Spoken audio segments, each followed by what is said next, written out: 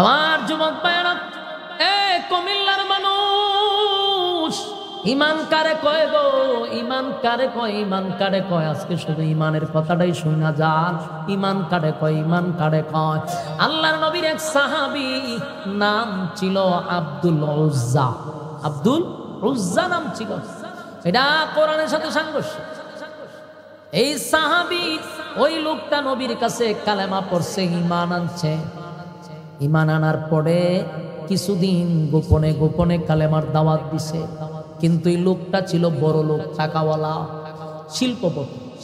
কিন্তু একদিন তার চাচা তার কাছ থেকে শুনতে পারলো সে নাকি আব্দুল্লাহর পুত্র মুহাম্মদ সাল্লাল্লাহু আলাইহি সাল্লামের কাছে ঈমান আনছে। তার চাচা বলল, ভাতিজা ঘটনা কি সত্য? বলে, কি তুমি নাকি ঈমান আনছো? বলে, হ। আমার নাম আজকের থেকে আব্দুল্লাহ, আমার নবী আমার নাম রেখে দিছে। সুবহানাল্লাহ। চাচার মেজাজ গেছে গরম হইয়া, বাতিজারে তোর বাবা নাই, তোর সম্পদ গুলো আমি দেখাশোনা করি, তোর লেখাপড়া করাইছি, ব্যবসা শিখাইছি, তুই যদি কালেমা পড়স তাহলে ভয়ঙ্কর শাস্তি দেওয়া হবে, এমনকি বাপের সম্পত্তি থেকে আমি তোরে দূরে সরাইয়া দিব। সব কথা শোনার পর আব্দুল্লাহ বলে, চাচা এমন এক জিনিস পাইছি, ইমানের জন্য যদি পৃথিবী ছাড়তে হয় আমি আব্দুল্লাহ ছেড়ে দিব, কোনো অসুবিধা নাই। সারা রাত চাচা তারে বেধুর মারছে, চাবুক দিয়া বাইরেছে, মারতে মারতে মারতে মারতে রক্তাক্ত করে দিছে, কিন্তু এখনো সে ইমান ছাড়ে না। একটা পর্যায়ে আব্দুল্লাহ রে সম্পত্তির থেকে একেবারে বঞ্চিত করছে। আব্দুল্লাহর মনে কোনো কষ্ট নাই, ইমান আনছে, সেই আনন্দে সে আনন্দিত। এবার বাতিজাকে বলল, বাতিজা তুমি এখন চলে যেতে পারো, এই সম্পত্তিতে তোমার কোনো অধিকার নাই। বাতিজা বলল, চাচা আমারও কোনো আকর্ষণ নাই। বিদায় করে দেয়, কিন্তু আবার তাকে ধরে আনে, আইনা কয়, এই যে কাপড় পরছো, শরীরে যে কাপড় আছে সেটাও কিন্তু আমার টাকার কিনা। তুমি যদি মুহাম্মদের কাছে যেতে চাও তাহলে উলঙ্গ অবস্থায় যেতে হবে। নাউজুবিল্লাহ। ওই সাহাবী উলঙ্গ করে দিল। চাচার উদ্দেশ্য ছিল উলঙ্গ করে দিলে শরমে লজ্জায় আর মুহাম্মদের কাছে যাবে না, কিন্তু বাতিজা উলঙ্গ হয়ে গেছে। লজ্জাস্থানে একটা হাত দিয়া ধরে রাখছে আর বলতেছে, চাচা কাপড় লাগবে না, শুধু লজ্জাস্থানটা ঢাকার জন্য একটা কাপড় দেন না, এতটুক কাপড় তোরে দেওয়া হবে না। যুবক মানুষ দৌড়াইয়া মার কাছে গিয়া বলে, মাগো ইমান আনার কারণে আমার চাচা রাত ভর আমার অত্যাচার করছে গো মা, আমার এক ফোঁটা উলঙ্গ করে দিছে গো মা, আমার কষ্ট নাই, একটা ছোট্ট কাপড়ের টুকরা দেন গো মা, এই কাপড়টা দিয়া লজ্জাস্থানটা দেখে আমি আমার নবীর সুন্দর চেহারাটার দিকে যদি একবার তাকাই আমার জীবনের সব দুঃখ কষ্ট নিমিষেই শেষ হয়ে যাবে। এবার মাথার ছোট্ট একটা কাপড় দিল, লজ্জাস্থানটা ডেকে আল্লাহর হাবিবের হুজুরা শরীফের সামনে গিয়া দাঁড়াইছে। গভীর রাত, প্রচন্ড ঠান্ডার মধ্যে গভীর রাত্রে আব্দুল্লাহ নবীর হুজুরা শরীফের সামনে গিয়া দাঁড়ায় আছে। শরীরে কোনো কাপড় নাই, প্রচন্ড ঠান্ডা, থরথর করে কাঁপতেছে। হুজুরা শরীফের সামনে দাঁড়ানো, নবীরও ডাক দেয় না, কাউরে বিরক্ত করে না, নবীর হুজুরা শরীফের সামনে দাঁড়ায় আছে। আল্লাহর পয়গম্বর মসজিদে নববীর মধ্যে যখন ফজরের নামাজ আদায় করার জন্য হুজুরাত থেকে বাহির হইছে, নবী তাকায়া দেখে নবীর দরজার সামনে অর্ধ উলঙ্গ একটা লোক থরথর করে কাঁপতেছে। আল্লাহর নবী বললেন, কে রে তুমি এখানে দাঁড়ায় আছো? ওই সাহাবী বলে, নবী গো আপনি আমার চিনেন নাই, আমি আব্দুল্লাহ। নবী কয়, কোন আব্দুল্লাহ? কিছুদিন আগে কালেমা পড়লাম, আমার নাম ছিল আব্দুল উজ্জা, নাম রেখে দিছেন আব্দুল্লাহ, আমি সেই আব্দুল্লাহ। আল্লাহর নবী বলেন, আব্দুল্লাহ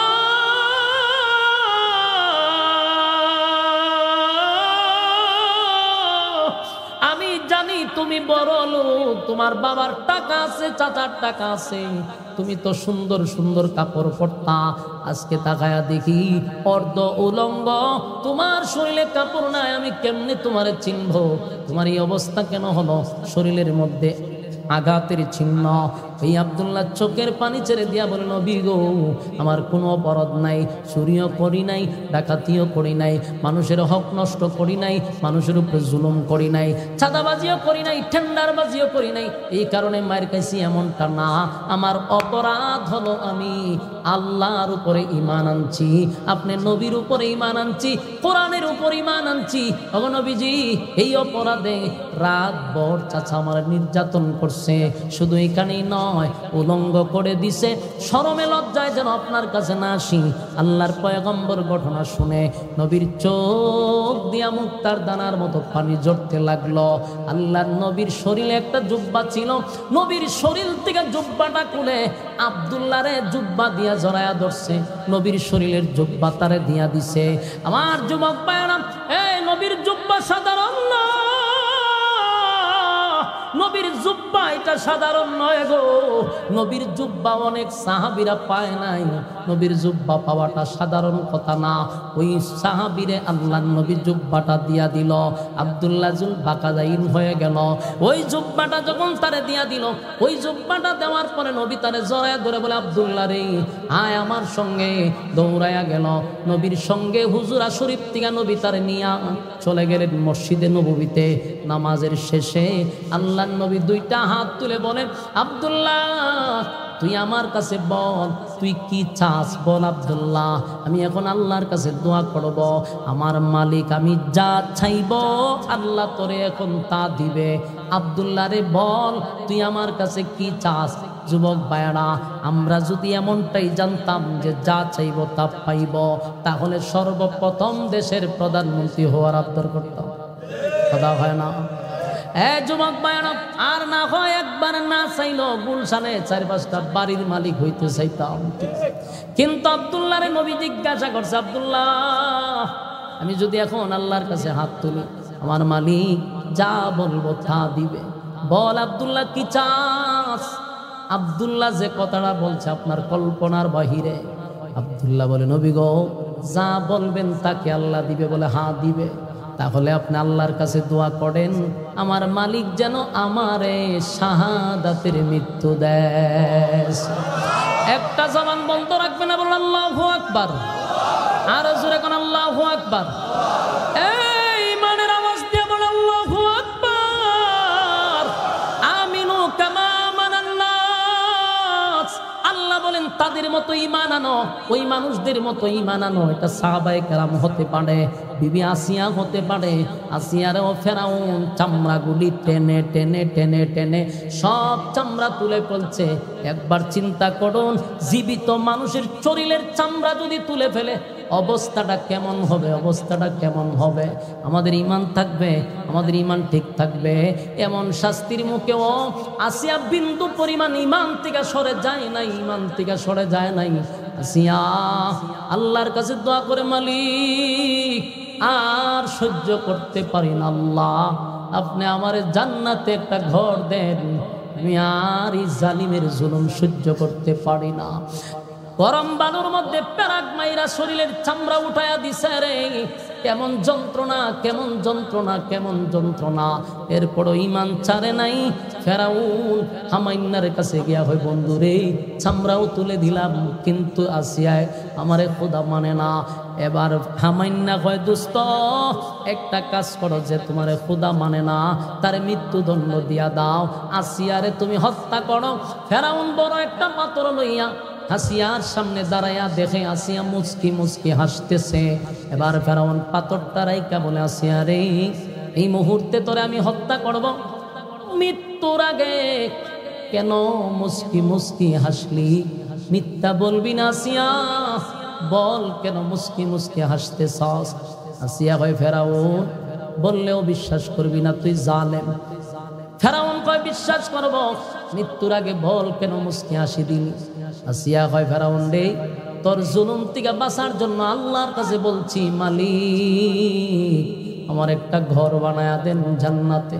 আমার মালিক সেই ঘরটা আমার চোখের সামনে দইরা রাখছে, আমি ঘরটা দেখতেছিলাম, নাজ নিয়ামত আমি দেখতেছিলাম। জান্নাতের নাজ নিয়ামত দেখা আনন্দে আত্মহারা হয়ে গেছি। আমার জবান থেকে মুস্কি হাসি চলে আসছে। এই কথা বলার সাথে সাথে আসিয়ারে আল্লাহ উঠায়া নিছে। ফেরাউন তারপরে পাথর মারছে আসিয়ার মাথায়, আসিয়ার মাথাটা চূর্ণ বিচূর্ণ করে দিছে। কিন্তু আমার মালিক পাথর মারার আগেই আসিয়ারে দুনিয়ার থেকে নিয়ে গেছে। আমার যুবক ভাইরা, এমন পরিস্থিতি তো ঈমান ছাড়ে না। এত কঠিন কঠিন শাস্তি দেওয়ার পরও ঈমান ছাড়ে নাই, ঈমান ছাড়ে নাই, ঈমান ছাড়ে নাই। ঈমানের পরীক্ষা হবে। আল্লাহ বলেন, ইন্নাল্লাযীনা আমানু, এই ঈমান আনো, ঈমান আনো, ঈমান আনো। তাহলে আমরা দুইটা শর্ত শুনছিলাম, 1 নাম্বার ঈমান, 2 নাম্বার নেক আমল। এই যে ঈমানের কথা বলার পরে মনে মনে মনে মনে সবাই মনে করছেন আমরা তো ঈমানদার, 1 নাম্বার শর্ত মানছি। এতক্ষণের আলোচনায় কি বুঝলেন? ঈমান আনলেই চলবে না, ঈমানের পরীক্ষা দিতে হবে। ঈমানের পরীক্ষা আসবে, ঈমানের পরীক্ষায় উত্তীর্ণ হতে হবে। 2 নাম্বার আল্লাহ বলেন ওয়া আমিলুস সালিহাত। 2 নাম্বার হলো নেক আমল, নেক আমল, নেক আমল। 1 নাম্বার ঈমান, 2 নাম্বার নেক আমল। নেক আমল যে করবেন ওই আমলটা নির্ভেজাল হতে হবে, আমলের মধ্যে ফরমালিন থাকতে পারবে না। কেন বললাম? কিছু মানুষ আমল করে, ইবাদত করে লোক দেখানোর জন্য। বাস্তব না বাস্তব? আশ্চর্য লাগে, কিছু মানুষ ইবাদত করে তাসবিহ হাতে নিয়ে পড়ে, সুবহানাল্লাহ সুবহানাল্লাহ, বালা কথা, কিন্তু তাসবিহটা এখানে না এইভাবে কয় সুবহানাল্লাহ সুবহানাল্লাহ। এটা কি আল্লাহর জন্য না লোক দেখানোর জন্য? আপনি তাসবিহ পড়বেন ভালো কথা, পকেট আছে সেখানে রাইখাও পড়েন, মানুষ দেখার দরকার নাই। যার জন্য পড়েন সে দেখলেই চলে, ঠিক নেই? আমার যুবক ভাইয়েরা, আমিনু কামা আমানান নাস দিয়া যেমন আল্লাহ ওই সমস্ত লোকদেরকে বুঝাইছে, ইবাদতের ক্ষেত্রেও আল্লাহ বলেন, এই দুনিয়ার মানুষ ইবাদতের ক্ষেত্র তোমরা নির্ভেজাল ইবাদত বন্দি করো। সাহাবায়ে কেরামদের মতো তারা যা করছে শুধু মালিককে সন্তুষ্ট করার জন্য, দুনিয়ার মানুষ দেখানোর জন্য নয়। ইবাদত ছাড়া জান্নাতের ভিতরে কোনো দাম নাই।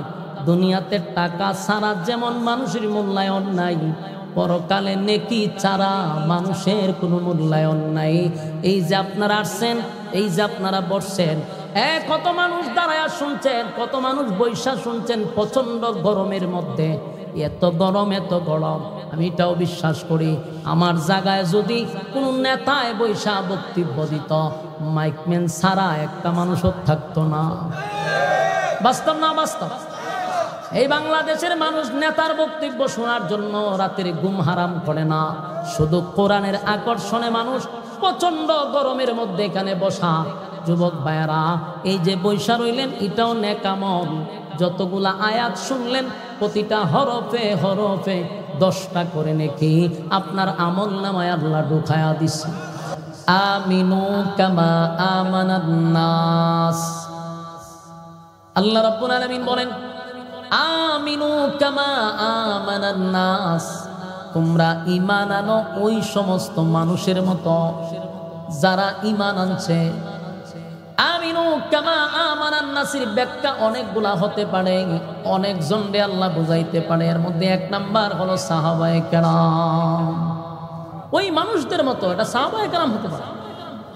আমিনু কামা আমানান নাস, ওই মানুষও হতে পারে যেমন ফেরাউনের বউ আসিয়া। আল্লাহ আসিয়ারেও বলতে পারে আমিনু কামা আমানান নাস, ওই মানুষদের মতো ঈমান আনো। আমিনু কামা আমানান নাস আব্দুল্লাহ বিন তামের হতে পারে, এই জন্য আল্লাহ বলেন ওই মানুষদের মতো ঈমান আনো। আমার যুবক ভাইরা, ঈমান আনছি, সবাই দাবি করি যে আমরা ঈমানদার ঈমানদার ঈমানদার, কিন্তু আল্লাহ কয় আমিনু কামা আমানান নাস, ওই মানুষদের মতো ঈমান আনো। কারা রে?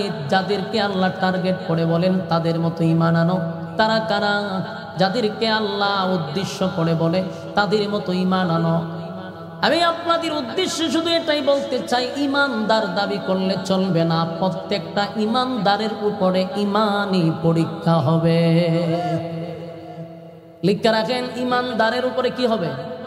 ঈমানি পরীক্ষা হবে, পরীক্ষা হবে, পরীক্ষা হবে। বাইরে পরীক্ষা ছাড়া আল্লাহ কিন্তু আপনাকে ফেরদাউস দিবে না। আর দুনিয়াটা এমনিতেই হলো একটা পরীক্ষার হল। দুনিয়াটা কিসের হল?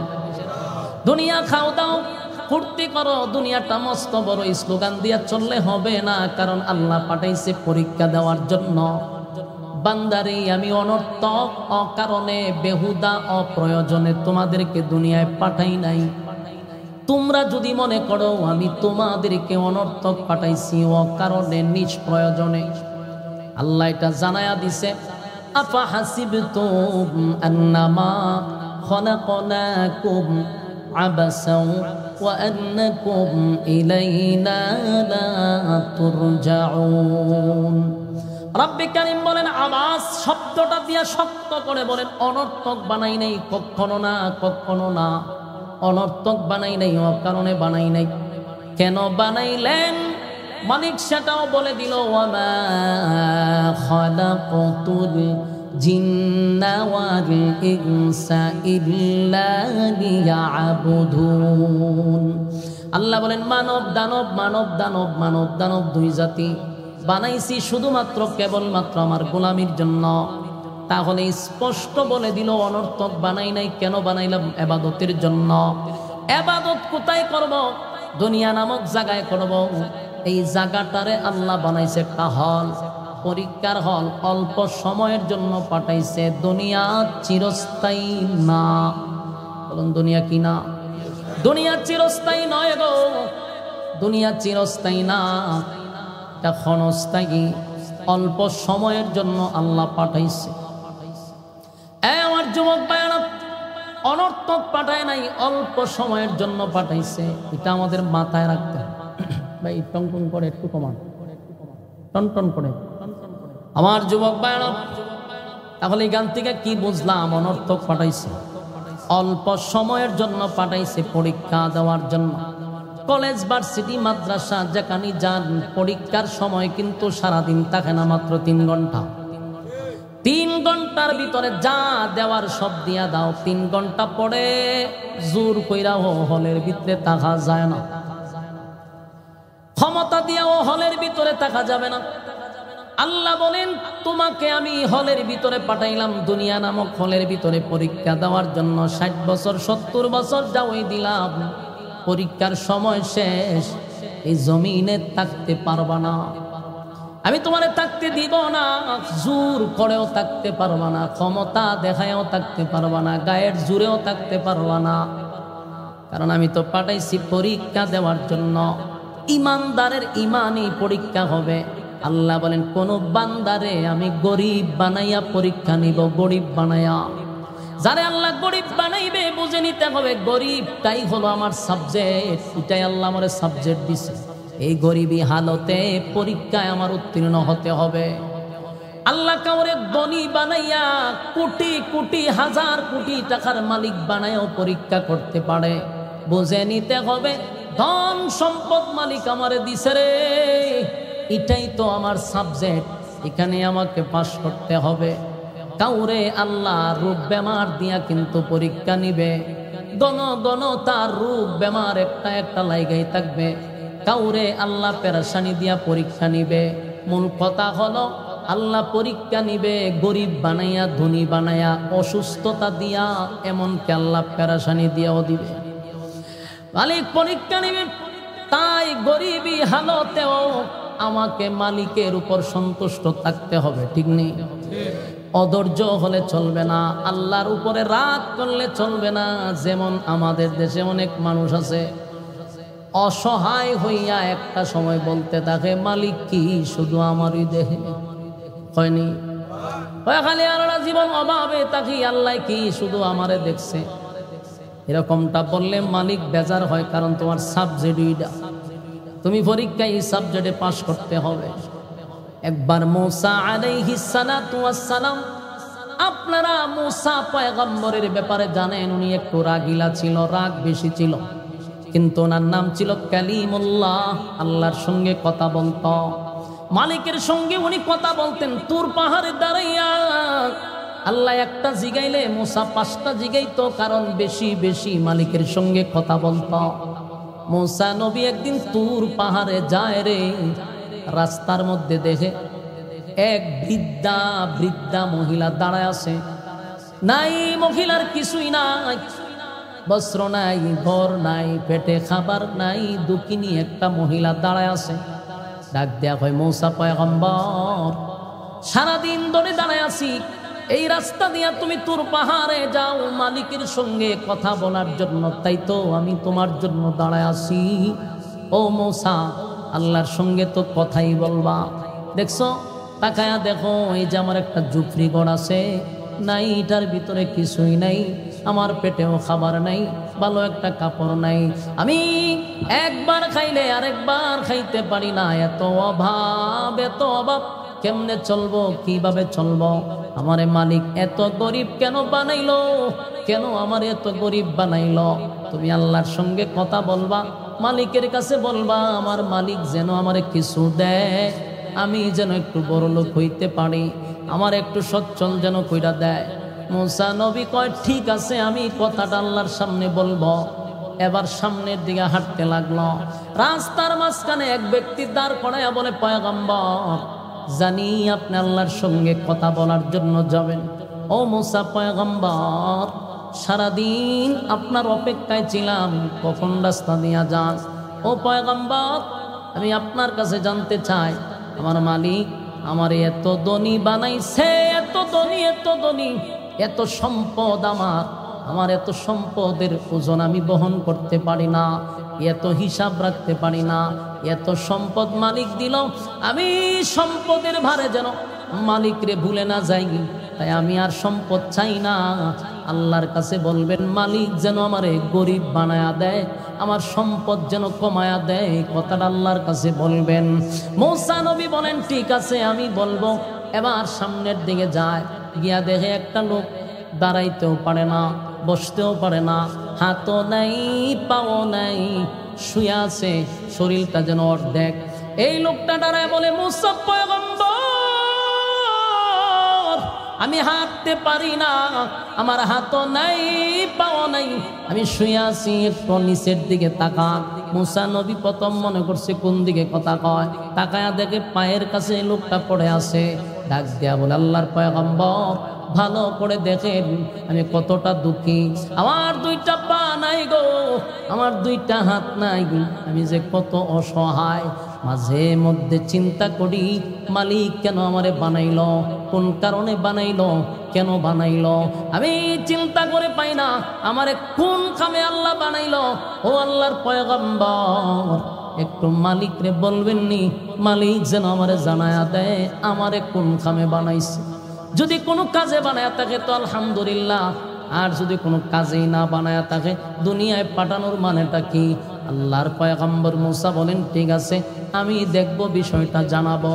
তিন ব্যক্তির অভিযোগ শুনে পয়গম্বর মূসা আলাইহিস সালাতু ওয়াস সালাম চলে গেলেন তুর পাহাড়ে। তুর পাহাড়ে গিয়া মালিকের সঙ্গে কথা বললেন। মালিকের সঙ্গে কথা বলার পরে পয়গম্বর জানাইলেন তিন ব্যক্তির অভিযোগ। আল্লাহ তিনটা সিস্টেম বলে দিলেন। মূসা পয়গম্বর সেখান থেকে চলে আসলো। আসার পথে প্রথম ব্যক্তিটা ওই বৃদ্ধা মহিলা দাঁড়ায় আছে। বৃদ্ধা মহিলার দিকে মূসা পয়গম্বর বলেন, কি ব্যাপার? বৃদ্ধা মহিলা বলেন, আল্লাহর পয়গম্বর, সকাল থেকে নিয়ে সন্ধ্যা পর্যন্ত আপনার অপেক্ষায় দাঁড়ায় আছি। আল্লাহর কাছে কি বললেন, কি ব্যবস্থা মালিক নিল? আমি তো গরিব, এত গরিব, এত গরিব, মালিক কি জানে আমার অবস্থা দেখে? মূসা পয়গম্বর বলল, বৃদ্ধা মহিলারে, মা শুনেন, আমি সব বলছি আল্লাহর কাছে। আল্লাহ বলছে আপনি বেশি বেশি বেশি বেশি আল্লাহর শুকরিয়া আদায় করতেন, গণ গণ মালিকের শুকরিয়া আদায় করবেন যে আল্লাহ আমার যেই হালতে রাখছে আলহামদুলিল্লাহ, মালিক আমার অনেক কিছু দিছে আলহামদুলিল্লাহ। এই প্রশংসা করলে আমার মালিক বলছে আপনারে ধন বাড়ায়া দিবে। মহিলার মেজাজটা গরম, মহিলার মেজাজ গরম হয়ে গেছে। মূসা পয়গম্বর, তোমার মালিক বলছে আমি বেশি বেশি করে তার শুকরিয়া আদায় করতাম। কি কারণে শুকরিয়া আদায় করতাম? আমার মালিক কি দিছে? কিছুই তো দিল না, দিলেন না, আমি তার প্রশংসা করতাম। আমারে দেয় নাই, কিছুই দেয় নাই, আমি মালিকের প্রশংসা কেমনে করব? মহিলার মেজাজটা গরম হয়ে গেল। আমি বললাম আমার কিছুই নাই, আমারে যেন আমার মালিক কিছু দেয়। কিন্তু আমারে বলছে আমি শুকরিয়া আদায় করার জন্য। কেমনে রে আমি শুকরিয়া আদায় করব, আমার তো কিছুই নাই। এই কথা বলার সাথে সাথে একটা ঝড় আর তুফানের মতো বাতাস আইসা মহিলার যে অবশিষ্ট একটা জুফরি ঘর ছিল সেটারও উড়ায় নিয়ে গেছে। এই পরিস্থিতি দেখা মহিলা মাটিতে পইরা গইরাইয়া কান্দার হয়, যাই হোক একটা সুপ্রি ঘর তো ছিল, এটা তো ঘুমাইছিলাম, এটাও হন নাই। তার মানে এই মহিলা মালিকের শুকরিয়া আদায় করতে রাজি না। আল্লাহ কয় ইন্না আযাবি লাশাদীদ, তোমরা যদি শুকরিয়া আদায় না করো আমি আযাব দিব, এটা নিশ্চিত। আর যদি লা ইন শাকারতুম লা আযীদান্নাকুম ওয়া লা ইন কাফারতুম ইন্না আযাবি লাশাদীদ, তোমরা যদি আমি আল্লাহর নিয়ামত পাইয়া আমি আল্লাহর শুকরিয়া আদায় করো, ওয়াদা দিলাম আমি বাড়ায়া দিব। সুবহানাল্লাহ। আর যদি শুকরিয়া আদায় না করো আমি আযাব দিব। মহিলার উপরে আযাব শুরু হয়েছে। এবার দ্বিতীয় ব্যক্তি বড় লোক, টাকার মালিক গিয়া হয় মূসা কি বললেন আল্লাহর কাছে, আমার এত সম্পদ আমি কোথায় রাখবো? মূসা পয়গম্বর বলেন মালিকের সঙ্গে কথা বলছি রে, মালিক বলছে তুমি যেন আল্লাহর শুকরিয়া আদায় না করো, মালিকের শুকরিয়া আদায় করা বন্ধ করে দাও। আল্লাহর শুকরিয়া আদায় করো না, তাহলে দন কমে যাবে। ওই লোকটা ডাক দিয়া বলে মূসা, আল্লাহর পয়গম্বর, জিরো ছিলাম আমি, জিরো ছিলাম। আমার মালিক আমারে হিরো বানাইছে, কিছুই ছিল না আমার মালিক আমার এত দিল, আমি কেমনে গো আমার মালিকের না শুকরিয়া আদায় করি? না না, আমার দ্বারা সম্ভব হবে না। আমার মালিক আমার এত দিছে, আমি এমন মুনাফিকি করতে পারি না। আল্লাহর না শুকরিয়া আদায় আমি না করে কেমনে থাকবো? না, আজকের থেকে আরো বেশি করে করব। এবার লোক আলহামদুলিল্লাহ বলতে বলতে চলে গেছে। ওই লোকের সম্পদ খালি বাড়তে আছে। সুবহান। 3 নাম্বার ব্যক্তি, যার হাতও নাই, যার পাও নাই, ওই ব্যক্তি হয় মূসা পয়গম্বর, হাঁটতেও পারি না, বসতেও পারি না, যেখানে শোয়া অবস্থায় দেখছিলেন আমি সেখানে আসি। বলেন না আমার মালিক যে আমারে বানাইছে কোনো কাজে লাগবো নি, আমি আমারে কেন বানাইলো, কোন কারণে বানাইলো সেটাই তো বুঝতেছি না, আমারে কোনো কামের জন্য কি বানাইছে? মূসা নবী কয় আল্লাহ তোমার ব্যাপারে বলছে জাহান্নামের ভিতরে একটা ছোট্ট গর্ত আছে তোমার সাইজের সমান, এই গর্তটা তোমার দিয়ে আল্লাহ খাইটা দিব। কথা কি বুঝতেছেন? জাহান্নামে একটা গর্ত আছে, আল্লাহ কইছে গর্তটা তোমার দিয়া বরাত করব, এই কারণে তোমার বানাইছি। আমি লিখিতা বললাম, গালি শুরু করে দিলাম, বলে আর খাইয়া হাম পাইছে না। ওই লোকটা শরীরে যতটুকু শক্তি ছিল একটা লাভ দিয়া বলে মূসা পয়গম্বর, আমি আজকে বুঝতে পারলাম আমার মালিক বেহুদা আমারে বানায় নাই, অনর্থক বানায় নাই, আমার মালিক আমার একটা কাজের জন্য বানাইছে। আলহামদুলিল্লাহ, আলহামদুলিল্লাহ, আমার কোনো কষ্ট নাই, মনে কোনো কষ্ট নাই।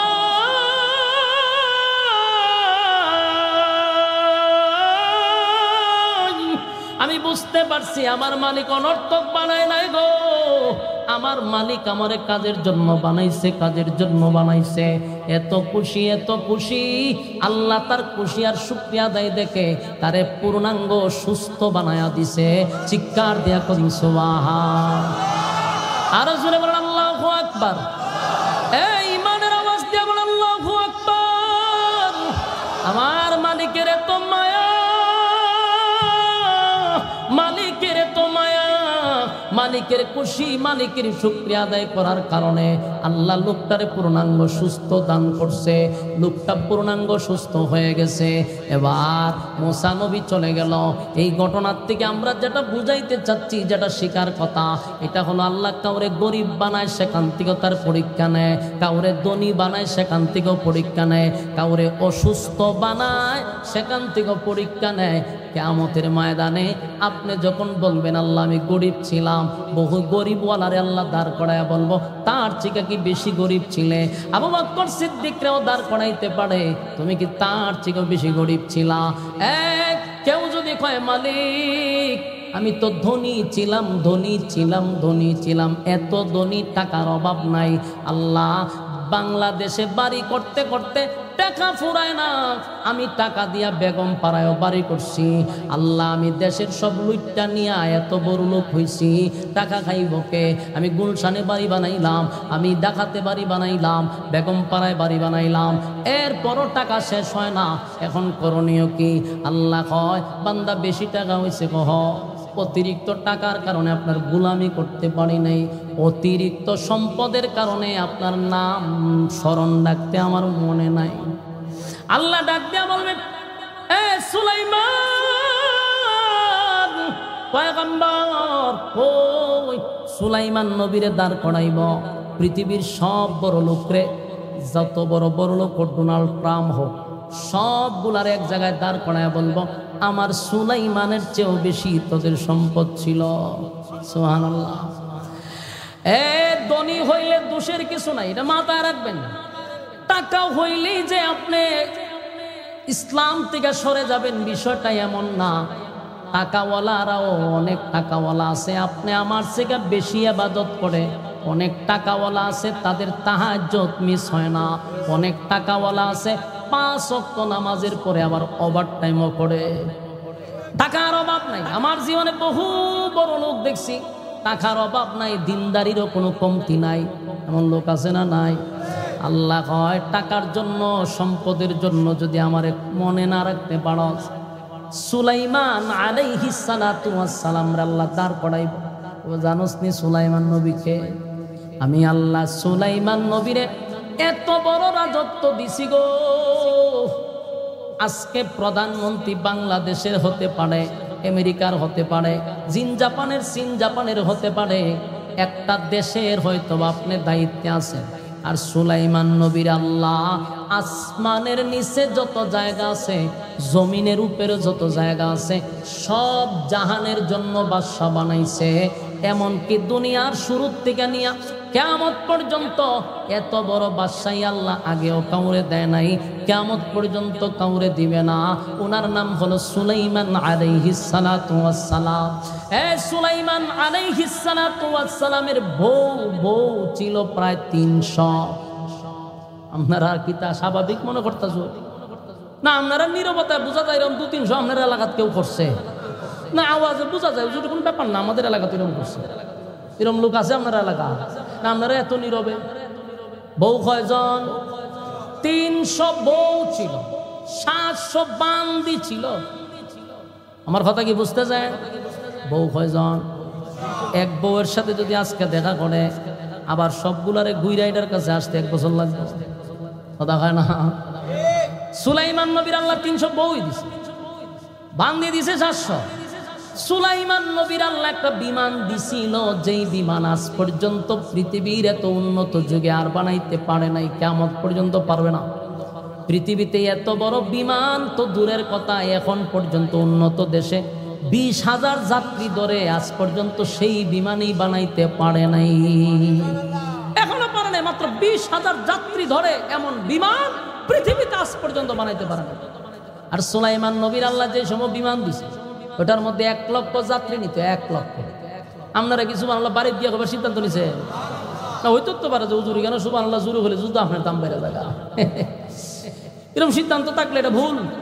বলুন কয় লক্ষ? 1 লক্ষ যাত্রী বহন করত। কিন্তু আশ্চর্যের ব্যাপার হলো, সেই বিমানে কোনো তেলও লাগতো না, পানিও লাগতো না।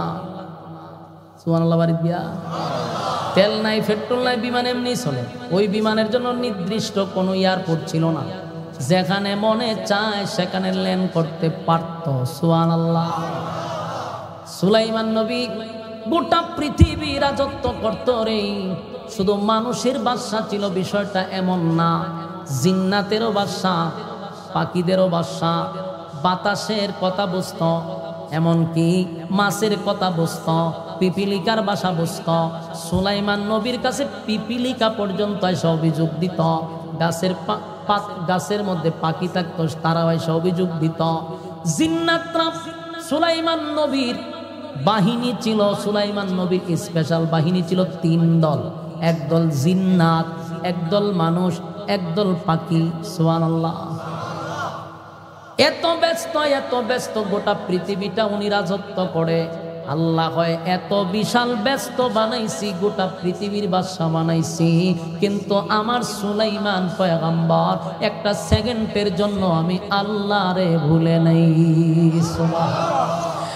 পৃথিবীর বড় লোক,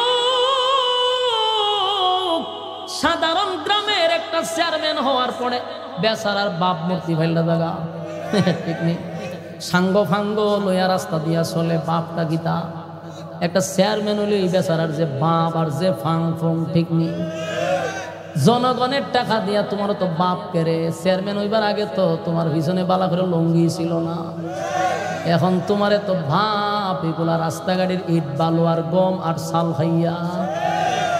আমার যুবক ভাইরা, এই সমস্ত দান্দাবাজগুলি বুঝা দরকার। সাধারণ ইউনিয়নের চেয়ারম্যান হইয়া তোর যে একটা বাপ রে ভাই, তুই যদি মন্ত্রী হস, এমপি হস, তাহলে তো তোর ধরা হয়ে যেত না। আর এমপি মন্ত্রী যদি হইছে, তাহলে তার কাছে যাইতে গেলে 1 বছর আগে সিডি লিখতে হয়। কেন? তুমি জনগণের টাকা দিয়ে আনলে তুমি বাপ সাবলো। হ্যাঁ, কথা কই না? দি আল্লাহ কয় এই টাকা হইয়া হওয়ার পরে তুই আমারে বলে গেছ সুলাইমান নবীরে দাঁড় করাইবে। বাজার কোনো সিস্টেম নেই। কেউ কইব আল্লাহ আমি সারাটা জীবন হলে অসুস্থ, আমার মাথা ঘুরায়, আমার পেট ঘুরায়, আমি খারলে চোখে দেখি না। আল্লাহ আমার এত অসুখ, আমার সব সময় বাথরুমে যাইতে হয়। আল্লাহ আমার চোখে দেখি না, আমার মাথা ব্যথা করে, আমার কিতা কিতা করে হইতারি না, আমি এত অসুস্থ আল্লাহ, এই জন্য আপনারে আমি ডাকতে পারি না, আমি বড় কষ্টে আছি। আল্লাহ বেশি অসুস্থ বলে হয়। আল্লাহ কইব আইয়ুব নবী কই রে, আমার সামনে আস। আল্লাহ কয় তাকায়া দেখ, 18 বছর আমি আইয়ুব রে, 18 বছর আইয়ুব নবীর আমি অসুস্থ বানায়া শোয়া রাখছি। 18 বছরের ভিতরে দাঁড়াইতেও পারে নাই, এত অসুস্থ ছিল গ্রামবাসী উনারে গ্রামে থাকতে দেয় নাই। সেই আইয়ুব নবী 18 বছরে 18 সেকেন্ডের জন্য আমি আল্লাহরে ভুলে নাই। এই জন্য এখান থেকে শিক্ষা গ্রহণ করতে হবে। গরিব বানাইয়া পরীক্ষা হবে, ধনী বানাইয়া পরীক্ষা হবে, অসুস্থতা দিয়া পরীক্ষা হবে। কোনো কিছু অজুহাত আল্লাহর সামনে চলবে না, কথা হয় না।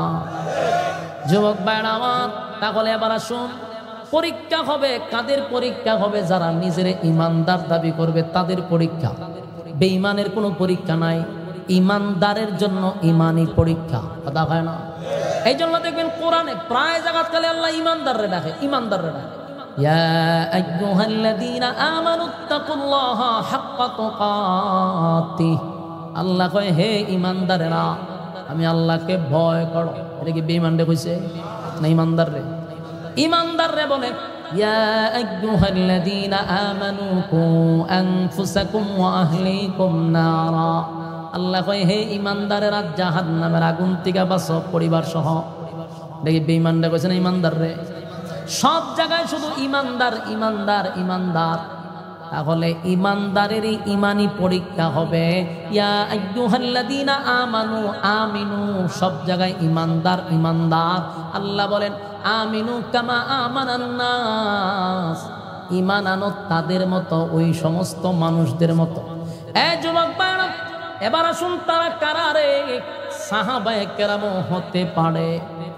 আবার উল্লেখযোগ্য যারা ইমানের পরীক্ষায় উত্তীর্ণ হইছে, যেমন ফেরাউনের বউ। কার বউ? ফেরাউনের বউ। ফেরাউন কি তা আল্লাহর ওলি আছে? কথা হয় না। শয়তানের খারাজিল কে আছে? ঠিক নেই, সব শয়তানের হেড আছিল ফেরাউন না। এই ফেরাউনের বউ, ফেরাউনের বউ পৃথিবীর 4 জন মহিলার মধ্যে একজন হলো আসিয়া। সুবহান। ফেরাউনের ঘর থেকে আসিয়া পৃথিবীর শ্রেষ্ঠ মহিলাদের মধ্যে একজন। সুবহানাল্লাহ। আর আমরার দেশের মেয়েরা, মহিলারা স্বামীর বিরুদ্ধে কত বিজু। মা বোনেরা, তোমার স্বামী তো ফেরাউনের চেয়ে খারাপ না, ফেরাউনের চেয়ে তোমার স্বামী খারাপ না। ফেরাউনের ঘর কইরা যদি পৃথিবীর শ্রেষ্ঠ মহিলা হতে পারে রে, তুমি কেন এত স্বামীর দোষ তো খাও? ঠিক নেই। স্বামীর দোষ দিতে দিতে দিতে দিতে বেচারার আসমান থেকে নিচে নামাইলিস, আছে না নাই? এই জন্য মহিলাদেরকে বলবো, আপনারা কিছু হইলে অনলাইনে আইসা স্বামীর বিরুদ্ধে অভিযোগ দেন। একবার চিন্তা করেন, এই লোকটার বিরুদ্ধে আপনি অভিযোগ দিলেন, সে ফেরাউনের থেকে খারাপ ছিল না?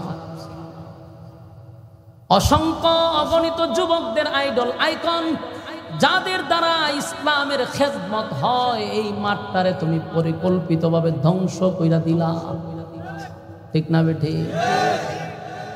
প্রত্যেকটা ফ্যামিলিতে কিছু না কিছু সামান্য একটু হয়, এটা স্বাভাবিক কথা কয় না? আল্লাহর ওলি যে পিসাবের ঘরে গিয়া দেখেন একটু ঝামেলা আছে, জামাই বোর দ্বন্দ্ব, যার ঘরে হয়েছে না এত মানুষ হই না কথা কই না দিকে তুলে বুঝবেন যে মানুষ না, ও মা এত কোন আনতে লামছে, কোন গ্রহ থেকে আসছে, ঠিক নেই? তারা দেখার লেগে যাইবেন যে অদ্ভুত মানুষ, যার ঘরে কোনো কথা কাটানি হাঁটি নেই। পিসাবের বইল সমস্যা আছে। আর মহিলাদেরকে বানাইছে তেরা দিয়া, কিতা দিয়া তেরা, এরারে বেশি সোজা করতে যায় না, আবার বানাইছে তেরা দিয়া, একটু বেশি সোজা করতে যাবেন ঝামেলা।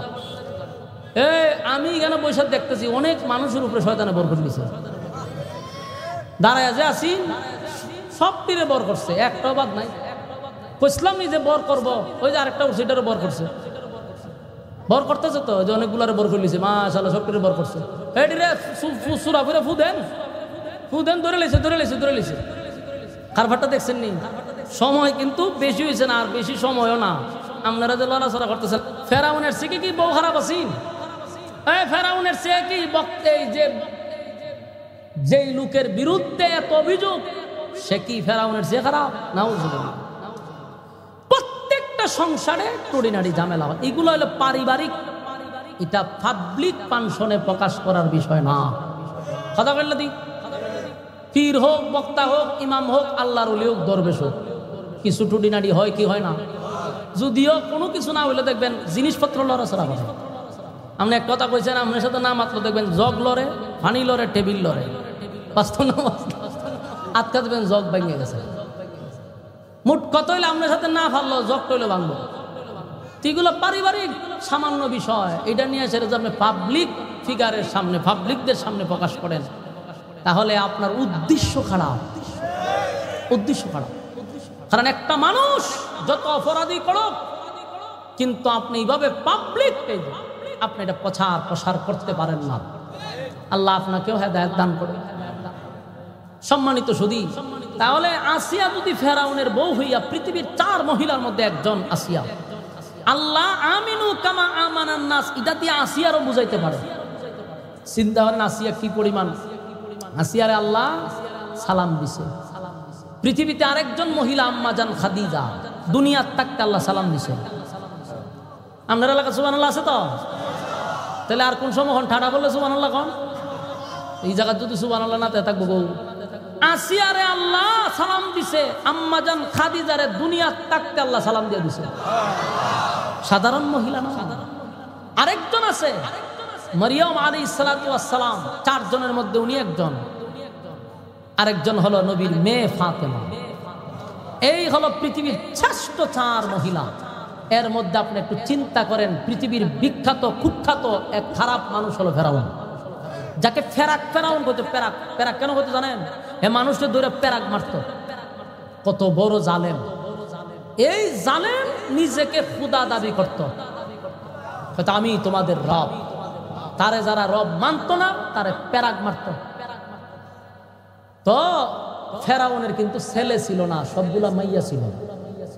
তো এক একটা মাইয়ার জন্য এক একটা দাসী রাখছে। তো এক দাসী মাইয়ার চুল আশ্রাইতে গিয়া চিরুনি পড়ে গেছে, ওই মহিলা বিসমিল্লাহ বলে চিরুনি উড়াইছে। এখন এই মাইয়া জিগায় যে তুমি যে নামটা নিলা, এটা কার নাম নিছ? আমার রবের নাম নিছ। বলে আমার বাপ ছাড়াও কি রব আছে? কথা বুঝতেছে? কারণ শয়তানের মাইয়া, তো শয়তানের বাচ্চার কি বালা মানুষ হইব, এটাও কত বড় শয়তান। দেখা আমার আব্বা ছাড়াও কি খোদা আছে? ওই মহিলার আছে দুইটা গেছে, তোর আব্বা কি আসলে রব? তোর বাপ যেটা শয়তান, তোর বাবা কি এর রব হইব? কি এর খোদা হইতো? তোর বাপ একটা হুদা।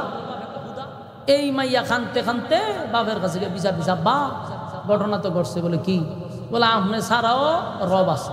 হয় কি কস? বলে হয়। বলে আমার দাসী কইছে আপনি ছাড়াও রব আছে। সাথে সাথে গ্রেপ্তার করছে।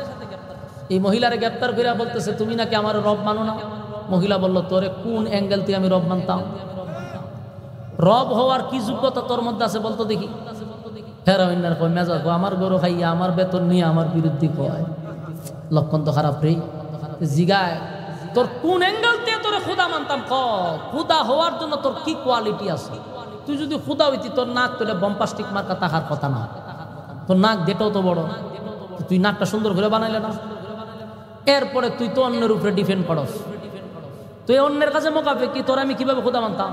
আর খুদা যিনি হবে, যিনি রব হবে, তিনি তো চিরঞ্জীব, তার তো জন্মও নাই মৃত্যুও নাই, তার ঘুমও নাই খাওয়ানো নাই। বাস্তব না বাস্তব? আল্লাহ নিজে বলছে লাম ইয়ালিদ ওয়া লাম ইউলাদ, আমি আল্লাহ জন্ম নেও নাই জন্ম দেইও নাই। ওয়া লাম ইয়াকুল লাহু কুফুয়ান আহাদ, আমি আমার সমকক্ষ সমতুল্য আর কেউ নাই। সুবহানাল্লাহ আছে? তাহলে আল্লাহ কয় আমি জন্ম দেও নাই জন্ম নেও নাই, আর আল্লাহ বলেন আল্লাহু লা ইলাহা ইল্লাহু আল হাইয়ুল কাইয়্যুম লা তাখুযুহু সিনাতুন ওয়ালা নাওম। আল্লাহ কয় আমার ঘুমও নাই তন্দ্রাও নাই। বলুন কি নাই? ঘুমও নাই তন্দ্রাও নাই। তন্দ্রা বুঝুন নি, অঙ্গানো জিমানো এটার তন্দ্রা।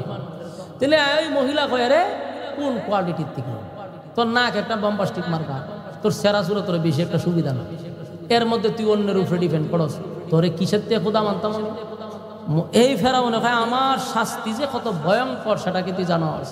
মহিলা কয় তুই যে একটা জালেম, জালেমের কাজই হলো জুলুম করা। জালেমের কাজ কি? জুলুম। তুই তো জুলুম করবি কারণ তুই জালেম। ফেরাউনের পুরা শান্তি গরম। ফেরাউন না আর হইছে না, এই প্যারাক মার। মহিলারে ফেরাক মাইরা মহিলারে আটকায় তুইছে, তুই এখনো বালা আছে আমার খোদা মান্নালা না। মহিলার আছেন বাচ্চা কাচ্চা, কোনো জায়গায় আছে 8 জন, কোনো জায়গায় 12 জন, অনেকগুলো বর্ণনা আছে 4 জন হইতে পারে। এই বাচ্চাগুলারে ফেরাউন আনছে, আইনা বড় ডেকসির মধ্যে তেল গরম করছে, তেল টকবক টকবক করতেছে। আপনারা মাছ যেভাবে বাজি করেন এভাবে তেল টকবক করতেছে। বাচ্চাগুলার লইয়া বলতেছে এইটা ছাইরা দিন, এখনো বালা আছে ইমান ছাইরা দেয়। এই জন্য আল্লাহ বলেন আমিনু কামা আমানান নাস, তোমরা ওই মানুষদের মতো ইমান আনাও। এগুলো অনেক ব্যাখ্যা পাই। আপনি নিজে বলেন, আমি বক্তাও বলি, আপনিও বলেন, আমার বাচ্চাটারা যদি আমার সামনে আগুনে টকবকে তৈলের মধ্যে ছাইরা দেয় আমি ঠিক থাকতে পারবো? আল্লাহ মাফ করুক, আমরার ইমান কতক্ষণ ঠিক থাকবে?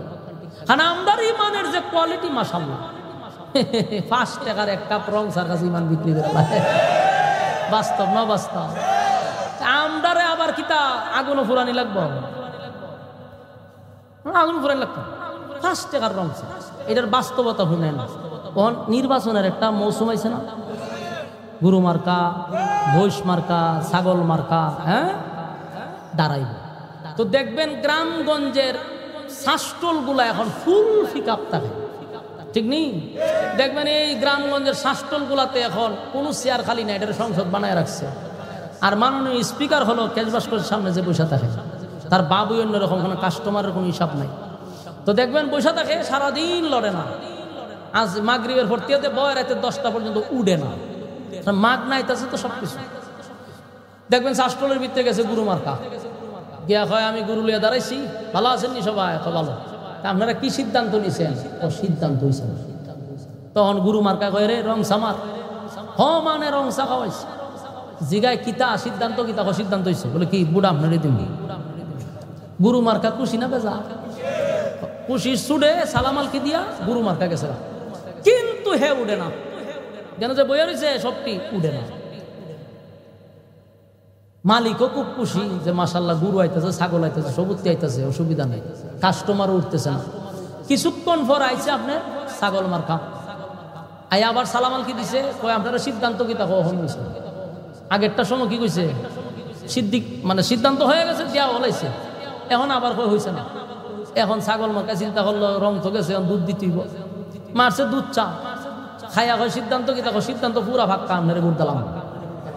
ছাগল মার্কায় বেমাইতে বেমাইতে কুশুইয়া সালামাল কি দিয়ে গেছে। কিছুক্ষণ পরে তো বৈশ মার্কাইছে। আয়া পরিস্থিতি বুঝতে পারলো যে রঙও গেছে দুধও গেছে, এখন কফি মারতে মারছে। কফি কিতারে সিদ্ধান্ত কি তাকে সব বনাস খার হয়েছে সবাই জীবনে কফি মারছে না, আপনি কফি মারছে, সুতরাং বুট আপনারই দিন। বলুন তো দেখি বুট কয়টা দিছে কয়জন রে? এর ইমান আছে না গেছে? তের উপরে কি পাথর তখন লাগবো, আগুনে ফুরানি লাগবো? এমনিতে ইমান জায়গা বাস্তব না বাস্তব? আমরার যে ইমান 5 টাকার কাছে ইমান বিক্রি করে দিয়ে আমরার বুকের উপরে পাথরও লাহন লাগতো না, তেলে ফুরানিও লাগতো না। এলে আল্লাহ কয় তারা ইমান আন কার মতো? ওই সমস্ত মানুষদের মতো। আমিনু কামা আমানান নাস। ফেরাউন তার বাচ্চাগুলারে টক বগে তেলের মধ্যে একজন একজন করে ছাড়তেছে। মা তাকাইয়া তাকাইয়া দেখতেছে, কিন্তু একটা সেকেন্ডের জন্য মা দুর্বল হয় না। ফেরাউন বলে, এই মহিলা, আমার শাস্তি যে কত ভয়ঙ্কর তোর ধারণা নাই। তোর সবগুলি সন্তান আমি এখন তেলের মধ্যে ছেড়ে দিব। মহিলা কয়, কোনো অসুবিধা নাই, আল্লাহর দেওয়া মাল আল্লাহর রাস্তায় কোরবানি করতেছি, বিন্দু পরিমাণ ভিতরে কোনো কষ্ট নাই। আমি শুধু দোয়া করি আল্লাহ যেন আমার ধৈর্য ধারণ করার ক্ষমতা দেয়। সুবহানাল্লাহ। ফেরাউন সব বাচ্চাগুলারে তেলে বাজি করছে, বুস্তর থেকে আড্ডি আলাদা হয়ে গেল মার সামনে। তারপরেও মা ইমানের উপরে অটল, চিৎকার দেয়া করেন সুবহান।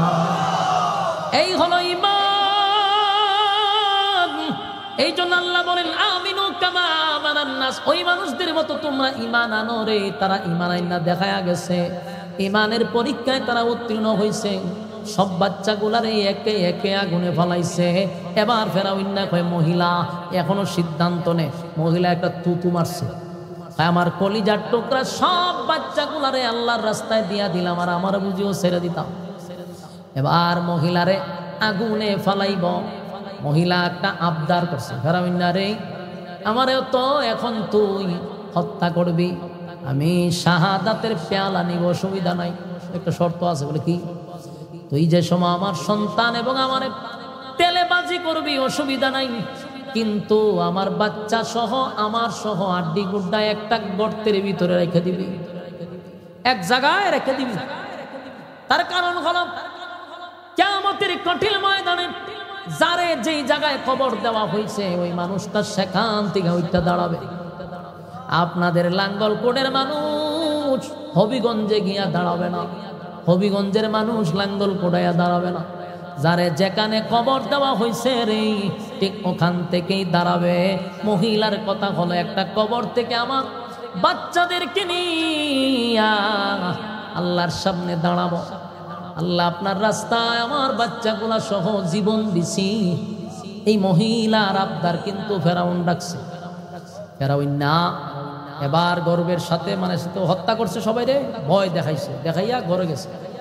গিয়া আসিয়া রেখে আসিয়া শুনছ বলে কি, আমার ঘরের দাসী তো আমারে খুদা মানতো না, সেটা কি তুমি জানো? বলে হ জানি। ফেরাউন সভ্য না, এটাও জানো? বলে হ। কেমনে জানছো? বলে হ, তোমার তো খুদা মানে না। ফেরাউন মাইরা লিছে মহিলারে, বাচ্চা সহ মাইরা লিছে। আসিয়া কয়, তুমি তো জালেম, তুমি তো মারবা। হয় মানে না মানে খুদা, মেজাজ গরম হয়ে গেছে। আসিয়া উঠতে কইছে, খুদা তো তোরও, আমিও মানি না। ফেরাউন মাথা তার দেখে সর্বনাশ করেছে, সর্বনাশ করেছে। খুদার বউ যদি খুদিয়ে খুদা না মানে, আমি না খুদা তুমি না খুদি, তা আমার যদি খুদা মানো না তুমি, ঘটনা কি তা কইলা মান সম্মান করে রাখবো। আসিয়া কয়, কোন অ্যাঙ্গেলে তোর খুদা মনে হয়? তোর লিয়ে সংসার করতেছি, অত বড় বম্বাস্টিক মার্কা এক না, তোর লিয়ে সংসার করতেছি একটু বেশি। ফেরাউন না আর কোনো কথা নাই, পাগল হয়ে গেছে। ফেরাউন না এখানে গড় না বইয়া দৌড় দিছে বন্ধুর কাছে। একটা কথা ইয়াদ রাখবেন, যত বড় নেতাই হোক আর যত বড় রাজনীতিবিদই হোক, এতটা খারাপ থাকে না যতটা খারাপ থাকে তার সাইমসাগুলি। নেতার থেকে সাইমসাড়ি বদমাশ থাকে বেশি। নেতারে যত কুযুক্তি বুদ্ধি দেয় এটি হলো সাইমসা। ফেরাউনের একটা সাইমসা ছিল, এটি হলো হামাইন্না। হামাইন্নার কাছে গিয়া দুস্থ বলে ঘটনা করছে। বলে কি? বলে আমার বউ খুদার বউ খুদি, আমার খুদা মানে না, আমি কি করি? হামাইন্না দুস্থ, এটা তো মারাত্মক সমস্যা, মান সম্মান লয়ে টানাটানি। খুদার বউ যদি খুদাই না মানে তাহলে মানুষকে বুঝায় কি করবা? এক কাজ করো, আসিয়ারে কঠিন শাস্তি দাও। ওই দেখেন কি বুদ্ধি দিছে ফেরাউন না, কিন্তু সাথে সাথে শাস্তি দেয় নাই, গেছে বন্ধুর লোকে বুঝতো, হে বুদ্ধি দিয়া দিছে আসিয়ারে কঠিন কঠিন শাস্তি দিতে। ফেরাউন কি শাস্তি দিব? আসিয়ারে মানুষের সামনে উলঙ্গ করে দিতে হবে। নাউজুবিল্লাহ। চিন্তা করছেন, পৃথিবীর শ্রেষ্ঠ মহিলাদের মধ্যে একজন। ফেরাউন কত বড় মাথা মোটা, নিজের বুদ্ধিতে কাজ করে না। এই হামান্নার কথা হামান্না কইছে, এর লেগে আসিয়ারে গ্রেপ্তার করছে। গ্রেপ্তার করে বলছে, আসিয়া তুমি আমার বউ, এখনো বালা আছে, খুদা আমার মাইনা লাও। আসিয়া মানছে? ওইটা কখনো হতে পারে না। আমার রব যিনি, তিনি এক অদ্বিতীয়, ওনার সাথী নাই, সঙ্গী নাই, উনি জন্ম নেয় নাই, জন্ম দেয় নাই। আমি সেই রবের ইবাদত করি, সেই রবের গোলামি করি। আমি পয়গম্বর মুসাকে নবী রাসূল হিসাবে মানি। ফেরাউন হামান্নার কথা শুননা গরম বালুর মধ্যে আসিয়ারে শুয়াইছে। শুয়াইয়া এত মানুষের সামনে আসিয়ার ইজ্জত সে ধ্বংস করে দিচ্ছে, উলঙ্গ করে দিচ্ছে। আসিয়া একটা চিৎকার দিয়ে আসমানের দিকে তাকায় বলে, মালিক, তোমার ঈমান রক্ষা করার জন্য এই ফেরাউন হাজার হাজার মানুষের সামনে আমার ইজ্জতটারে ধ্বংস করে দিল। আল্লাহ, আমি বরদাস্ত করতে পারি না, এত মানুষের সামনে আমার কামড়া করলো কি? আসিয়ার চোখের পানি গড়াইয়া গড়াইয়া পড়ে। ফেরাউন দৌড়ায় গেছে, গিয়া কয়, আসিয়া কান্দোসকা, আমার হুদা মানবি, ছেড়ে দিল। আসিয়া কয়, রে সম্ভব, তুই আমার এত মানুষের সামনে উলঙ্গ করলি, আমার ইজ্জত রে আমি বিসর্জন দিছি শুধু ঈমানের জন্য। ফেরাউন কয়, দোস্ত উলঙ্গ করলাম, আসিয়া তো আমার এখনো খুদা মানে না, আমি কি করব? হামান্না কয়, দোস্ত আসিয়ারও প্যারাক মারো। নাউজুবিল্লাহ। আসিয়ার হাতে প্যারাক মারছে, কাঠের সঙ্গে আসিয়ার হাতে প্যারাক মারছে, দুই হাতে দুই প্যারাক, দুই পায়ে দুই প্যারাক মারছে রে। এরপরও আসিয়া কালেমা ছাড়ে না। বারবার ফেরাউনে কয়, আসিয়া এখনো সময় আছে রে, আমারে খোদা মান। আসিয়া কয়, জীবন থাকতে তোরে খোদা মানব না। আবার দৌড়াইয়া গিয়া কয়, হামান্না, এখন পর্যন্ত আমার বউ আমারে খোদা মানে না। হামান্না কয়, দোস্ত আসিয়ার শরীর থেকে বেলির দিয়া চামড়াগুলি সব তুলে ফেলো। নাউজুবিল্লাহ। আমার যুবক ভাইরা, আল্লাহ বলেন, আমিনু কামা আমানান নাস, ঈমান আনো ওই মানুষদের মতো। আসিয়া ঈমানের পরীক্ষা দিছে, ঈমানের পরীক্ষা দিছে, ঈমানের পরীক্ষা। হায় রে, আমরা মুসলমানের ঘরে জন্ম নিয়া, বাপ দাদা মুসলমান, আমরা মুসলমান, কিন্তু 5 টাকার কাছে আমরা ঈমানটা বিক্রি করি। কত সাহাবী ঈমানের জন্য জীবন দিল।